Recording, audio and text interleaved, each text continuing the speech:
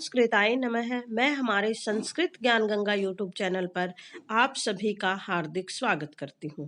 प्रिय बच्चों, आज हम षष्ठ पाठ है यस्य बुद्धि तस्य बलम पढ़ेंगे। यस्य बुद्धि, जिसके पास बुद्धि होती है, तस्य बलम, उसी के पास वास्तविक बल होता है।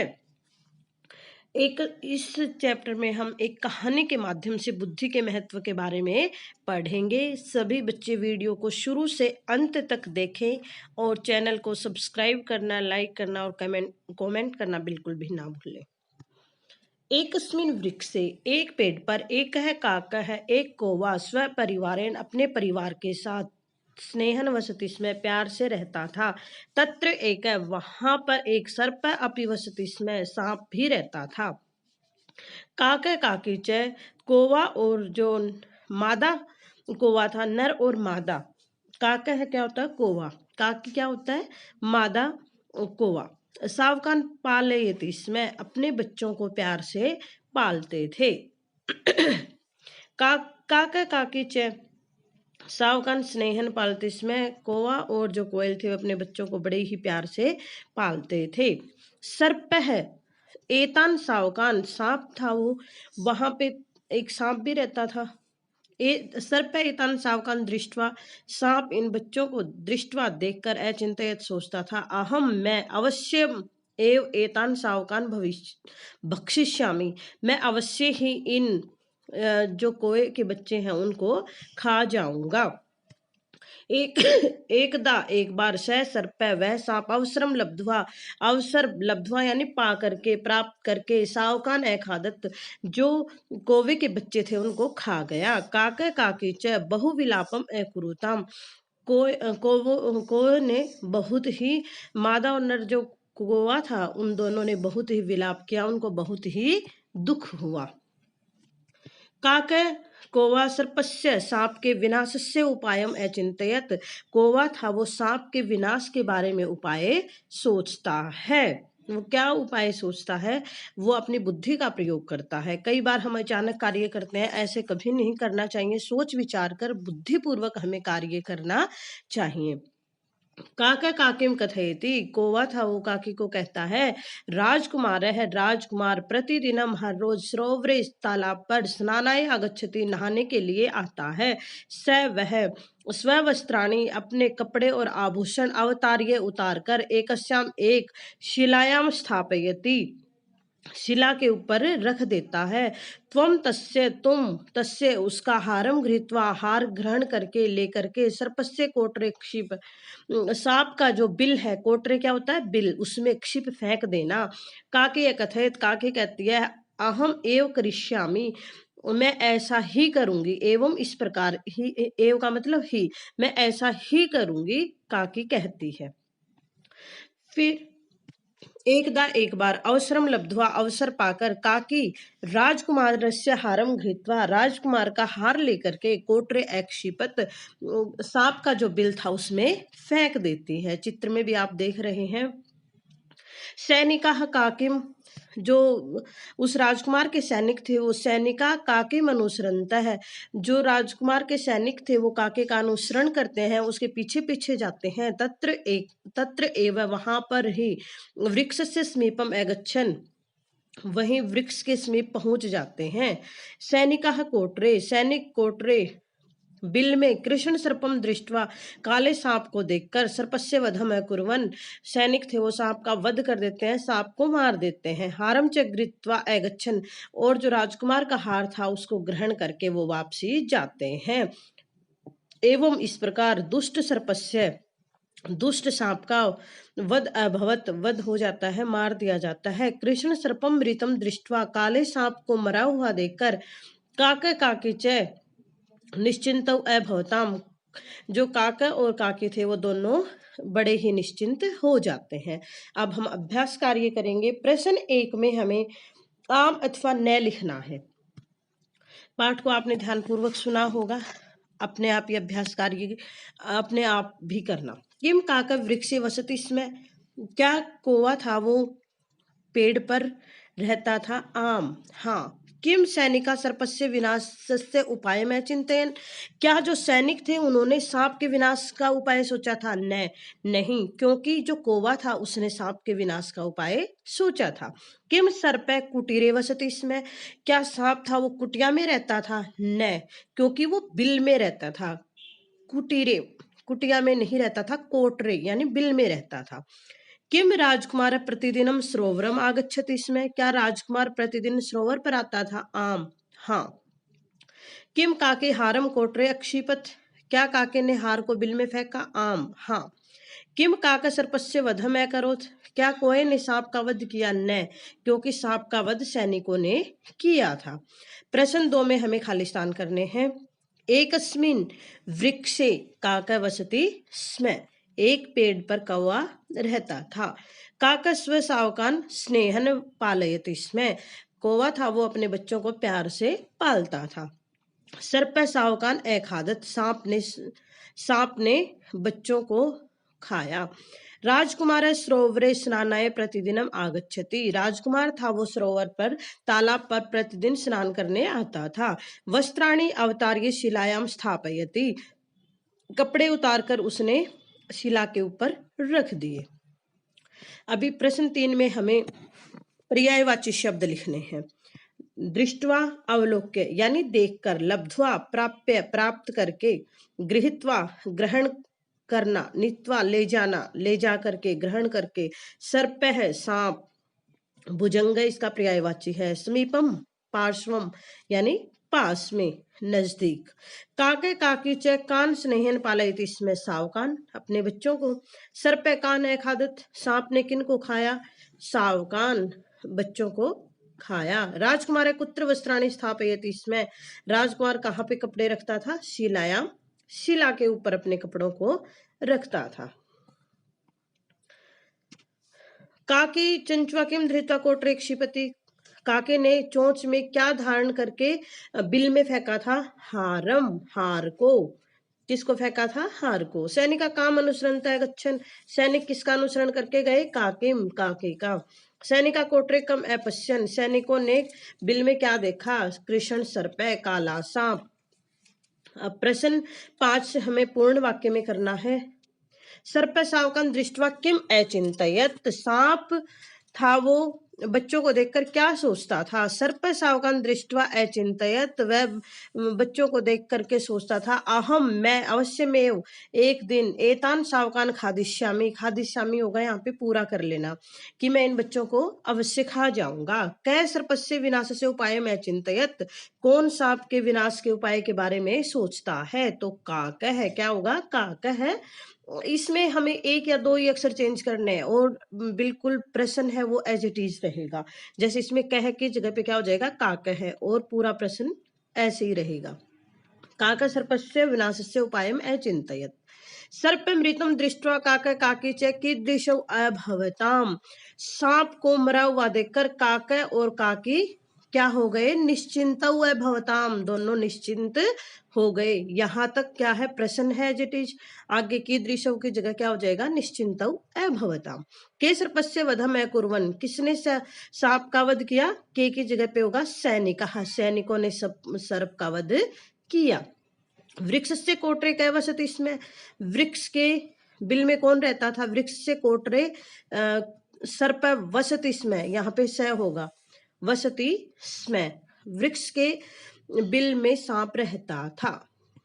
अभी प्रश्न 6 में हमें प्रश्न निर्माण करना है, जो मोटे काले अक्षर हाईलाइट करके दिए हैं। काका काकी च वृक्ष वचताम, कौवा और जो काके थे वो कहाँ पे रहते थे? वृक्षे, तो वृक्ष की जगह पे क्या बनेगा? कुत्र, यानी कि प्रश्न हम करेंगे कहाँ पे रहते थे, तो फिर क्या बनेगा? वृक्ष अवस्थाम, मतलब पेड़ पर रहते थे।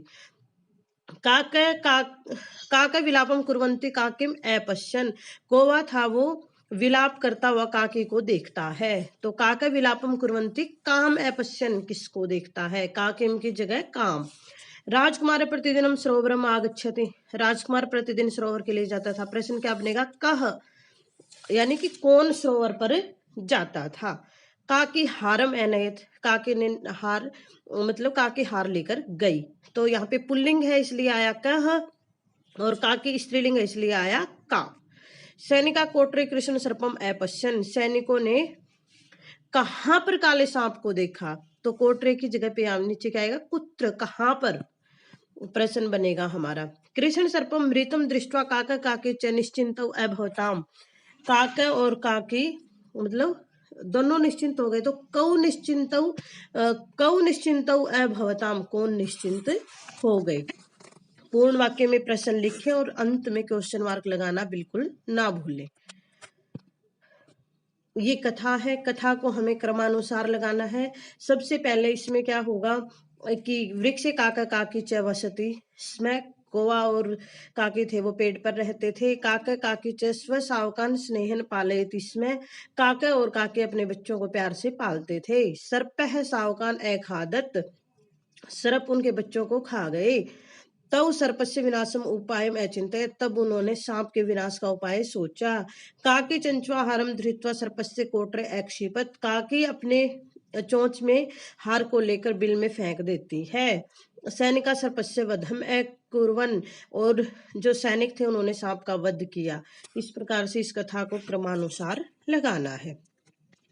मूल्यात्मक प्रश्न में क्या है कि जो कौवा था वो प्यार से अपने परिवार के साथ रहता था और दोनों ने मिलकर के, काका और काके ने मिलकर के धैर्य पूर्वक अपने विवेक से समस्या का समाधान किया। उसी प्रकार से आप अपनी कक्षा के सहपाठियों के साथ कैसे रहते हैं और जब आपके जीवन में कोई समस्या आ जाए तो उसका समाधान कैसे करते हैं। तो ये दोनों प्रश्न आपको अपनी नोटबुक में लिखने हैं। और फिर नीचे गतिविधि में हमें एक पहेली दी गई है, तो पाठ में आए शब्दों को हमें इसमें लिखना है। काका है जैसे बना हुआ है तो कोटरे बनेगा यहाँ पे, सावकान, आगच्छन, भक्षिष्यामि, राजकुमारस्य स्ववस्त्राणि, ये गतिविधि में करना है। आगे अब हम व्याकरण कार्य करेंगे। तुमुन प्रत्यय का प्रयोग है यहाँ पे, ये एक संवाद दिया गया है। तुमुन प्रत्यय का प्रयोग के लिए होता है, जैसे पढ़ने के लिए, मैं स्कूल में पढ़ने के लिए जाता हूँ, मंदिर में पूजा के लिए जाता हूँ, रसोई में किचन में खाने के लिए जाता हूँ, ग्राउंड पर मैं खेलने के लिए जाता हूँ। इसी प्रकार तुमुन प्रत्यय का जो प्रयोग होता है वो के लिए होता है। तो यहाँ पे एक संवाद दिया है। रमा कहती है मीति तुम अधुना किम खादितुम इच्छसि, कि रमा तुम अब क्या खाने की इच्छा करती हो, क्या खाने के लिए मन कर रहा है। मीता कहती है खादी तुम न, खाने के लिए न, अहम तो पातुम इच्छा में, मैं तो पीना चाहती हूँ, पीने के लिए मन कर रहा है। रमा कल्पने त्वम, और कल्पना तुम्हारा। कल्पना कहती है अहम तू न खादी तुम इच्छा में, मैं तो न खाना चाहती, और न तू पातुम एव इच्छा में, और न ही पीना चाहती। अहम तो केवलम क्रीडनकम क्रेतुम इच्छा में, मैं तो खिलौने खरीदना चाहती हूँ। यानी कि यहाँ पे खादी तुम, पातुम, खादी तुम, क्रेतुम, ये तुमुन प्रत्यय वाले शब्द, पातुम, ये तुमुन प्रत्यय वाले शब्द यहाँ पे बताए गए हैं। फिर रमा अमित तव का इच्छा, अमित तुम्हारी क्या इच्छा है। फिर अमित कहता है अहम तू खेलम एव खेली तुम इच्छा में, मैं तो खेलने के लिए इच्छा करता हूँ, मेरा तो खेलने का मन कर रहा है। मीता कहती है अतुल त्वम, और अतुल तुम्हारा। अतुल कहता है अहम तू एतस्य, मैं तो इस स्थान से शोभाम एव, इस शोभा को दृष्टुम इच्छा में देखना चाहता हूँ। रमा वंदने किम तुम किंचित कथयितुम इच्छसि, क्या वंदना तुम कुछ कहना चाहती हो। वंदना आम। रमा कापि चिंता अस्ति। वंदना न, परंतु अहम शीघ्रमेव गृहं गंतुम इच्छामि, मैं तो जल्दी ही घर जाना चाहती हूँ। तो यहाँ पे गंतुम तुमुन प्रत्यय का शब्द दिया गया है। तुमुन प्रत्यय का प्रयोग धातुओं के साथ होता है। अतुल किमर्थम, किस लिए। वंदना अद्य मम मातुल मम गृहम आगमिष्यति, आज मेरे घर पर मेरे मामा आएंगे। अमित अहो एवं, ऐसी बात है। वंदना आम, हाँ। सर्वे परस्परम वदंती, सभी मिलकर बोलते हैं। वयम जलपानम कृत्वा, हम जलपान करके पानी पी के जल्दी ही चलेंगे। सर्वे जलपानम कुर्वन्ति, सभी जलपान करते हैं, पानी पीते हैं। तो यहाँ पे वही बात बताई है। तुमुन प्रत्यय का प्रयोग धातुओं के साथ किया जाता है। तुमुन प्रत्यांत जो शब्द होते हैं वो चतुर्थी विभक्ति के स्थान पर उनका प्रयोग किया जाता है। कार्य करने से इच्छा स्थाने भवति, कार्य करने की इच्छा होती है, अभी करने के लिए, पढ़ने के लिए, खेलने के लिए इस प्रकार से। और चतुर्थी विभक्ति में भी होता है ना, कर्ता ने कर्म को कर्ण से संप्रदान के लिए, तो चतुर्थी विभक्ति के स्थान पर भी तुमुन प्रत्यय का प्रयोग किया जाता है। तो अभी जो हमारे पाठ में जो शब्द आए हैं तुमुन प्रत्यय वाले, खेलितुम, द्रष्टुम, ये सभी शब्द यहाँ हमें ऊपर आए संवाद में जो अक्षर दिए गए हैं उनको हमें अलग करके लिखना है और जो धातु है उनको लिखना है। जैसे पातुम, क्रेतुम, खेलितुम, द्रष्टुम, गंतुम, कथयितुम, ये सभी प्रत्यय वाले शब्द ऊपर आए हैं। इधर हमें पा प्लस तुमुन, क्री प्लस तुमुन, खेल प्लस तुमुन, दृश प्लस तुमुन, ये तुमुन प्रत्यय वाले शब्द हमें विच्छेद करके अलग करके यहाँ पे लिखने हैं। अब यहाँ पे भी एक छोटा संवाद दिया है, माता और सुमन।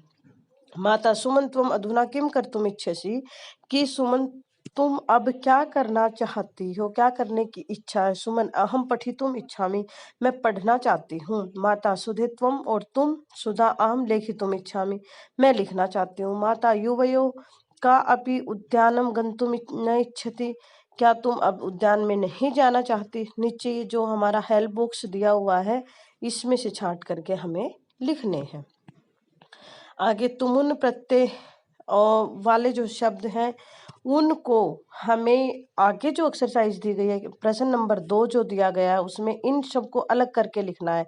जैसे हसीतुम, हस प्लस तुमुन, भ्रमितुम, भ्रम प्लस तुमुन, द्रष्टुम, दृश प्लस तुमुन। यहाँ पे दिया है खेल प्लस तुमुन, खाद प्लस तुमुन, श्रु प्लस तुमुन, स्व प्लस तुमुन। अभी प्रश्न 3 में हमें यहाँ पे नीचे हेल्प बॉक्स दिया है उसी में से छांटकर तुमुन प्रत्यय वाले शब्द लिखने हैं। राधा जलम पातुम इच्छति, राधा पानी पीना चाहती है। अनिल फलम नेतुम इच्छति, इस प्रकार से ये हमें ये। रमा पठितुम विद्यालयम गच्छति, रमा पढ़ने के लिए स्कूल जाती है। रुग्ण जन जीवितुम इच्छति, बीमार आदमी जीना चाहता है, जीने के लिए इच्छा रखता है। राधा नमिता कथयति, हम स्थातुम इच्छामि, मैं रहना चाहती हूँ। रमा तृण सरोवरम किमर्थम गच्छति, रमा तालाब पर किस लिए जाती है। सरिता, हम तृण सरोवरे तरतुम गच्छामि, तरने के लिए जाना चाहती हूँ।